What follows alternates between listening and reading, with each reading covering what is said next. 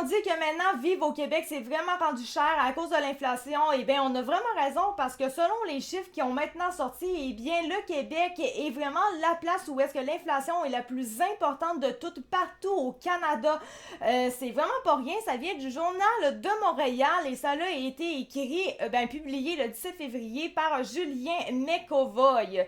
En fait, comme ça dit, l'indice des prix à la consommation a grimpé de 3% dans la province contre 2,3% dans l'ensemble du pays, selon les données publiées mardi par Statistique Canada. Là, je vais vous le... Je me l'écris, donc je vais peut-être pas regarder directement la caméra, je vais aller regarder à côté, mais vous l'avez ici devant vous, si vous voulez, vous pouvez regarder, et de toute façon, le lien est accessible comme d'habitude, c'est très facile d'aller le rechercher sous ma vidéo. Donc, pour ce qui est de l'épicerie, le café et le thé a bondi en une seule année de 23%.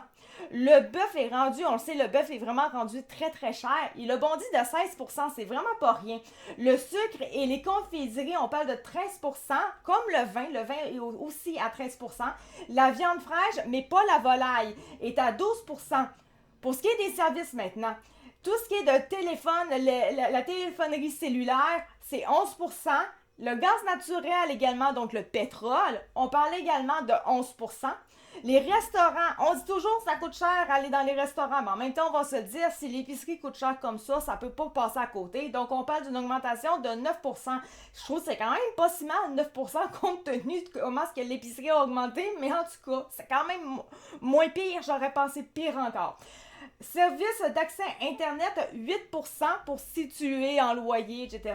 Et les loyers en eux-mêmes, c'est maintenant une inflation de 9%. Et quand on parle qu'on est les pires au Canada, on arrive en premier. En deuxième position, on parle du Nouveau-Brunswick qui a un taux d'inflation de 2,9%, la Nouvelle-Écosse de 2,7% et l'Ontario arrive en quatrième position avec 2% seulement. C'est vraiment le moins pire de la gang, solidement. Malgré la situation québécoise, le portrait national est encourageant selon les économistes de la Banque nationale. Sur 3 mois, les mesures d'inflation de base privilégiées par la Banque du Canada n'ont augmenté que de 1,2% en rythme annualisé, le niveau le plus bas depuis mai 2020 en pleine pandémie. Et comme disent les économistes Carl Down et Mathieu Arsenault, si l'économie venait à se détériorer de manière inattendue dans un contexte de tension commerciale accrue, la Banque centrale disposerait de la marge de manœuvre nécessaire pour rapporter un soutien supplémentaire.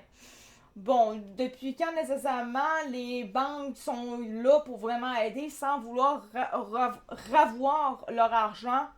En tout cas, bref, c'est la seule chose de positif qu'il y a dans le stock. Je sais pas à quel point c'est vraiment positif, parce que quand c'est rendu que la banque doit passer de l'argent, ça va pas bien, en général.